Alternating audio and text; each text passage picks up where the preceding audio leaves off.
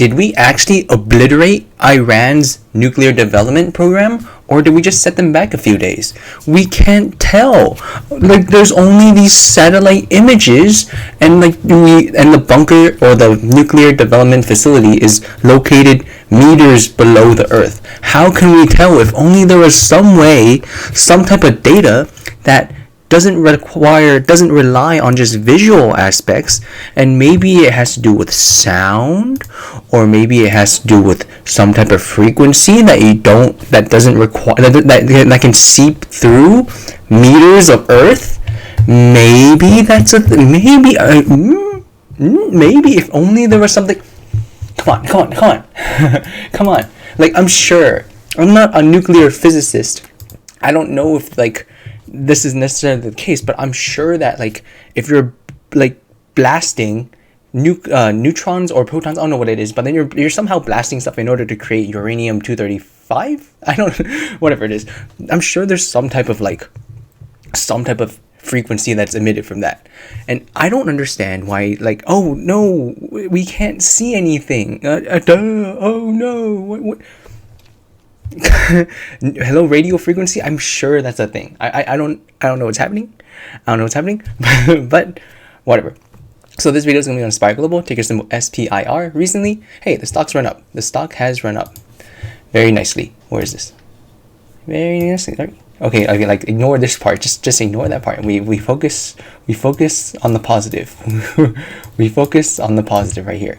So all that really happened was we kind of just reclaimed this support line. Hopefully it don't go back down, and I'll probably do a video on how I do technical analysis, because hey, these lines are pretty good. This line I've had these lines forever. This line, this green line, this orange line has really helped me until that big fall. This orange line has been really nice. This green line is pretty good for support, so I do want to see, hopefully we can reclaim this green line. But all we really did was we just got back into this channel, so hopefully we can maintain this channel and not go back to this line. Makes me kind of sad. Anyways, so I just feel that I just wanted to make this video on Spire Global. Yes, I made a video a week ago, so I just want to do another one. I just see the landscape is just so ripe for Spire Global to benefit from, and I don't know if they are making deals with governments and they just can't disclose, which that would honestly make sense.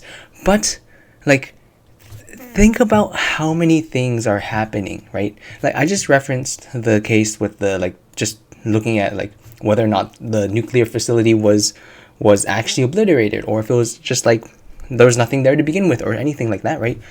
There's so many use cases for using Spire Global's data. I'm not even going to go to AI. I'm just going to talk about global security and governments and countries using them, right?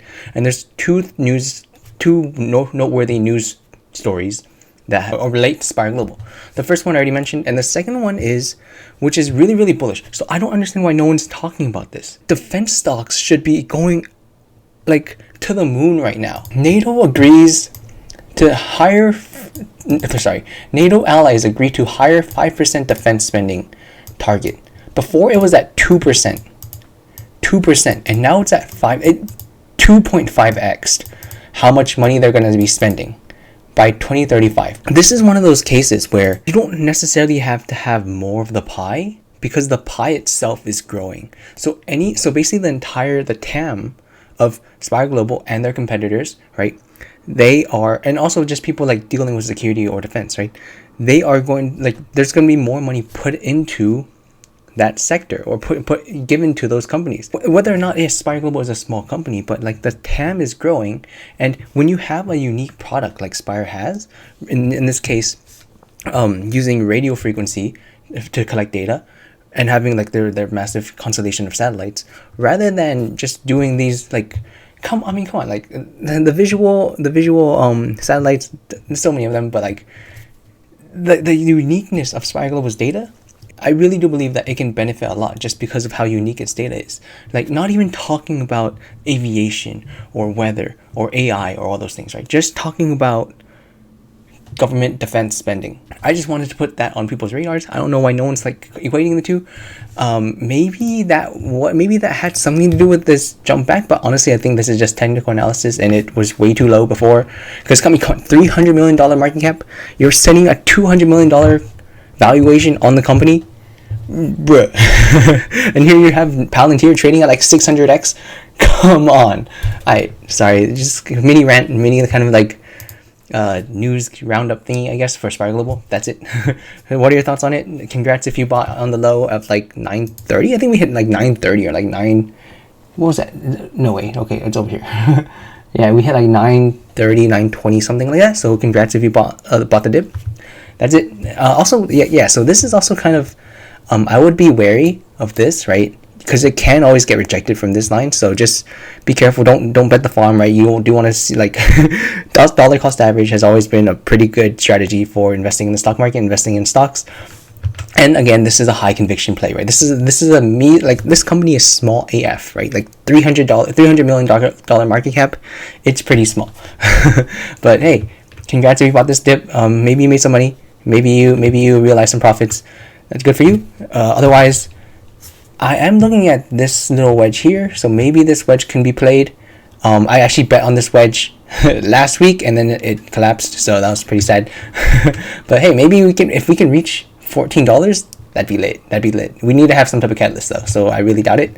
But hey, just retaining this or going back into this channel is still really bullish. Or bullish as of compared to this thing. And now we just need to reclaim this orange line. I like this orange line. Oh, sorry. Wrong direction. I really like this orange line, so let's see if we can get any news catalyst or anything like that to maybe reclaim this.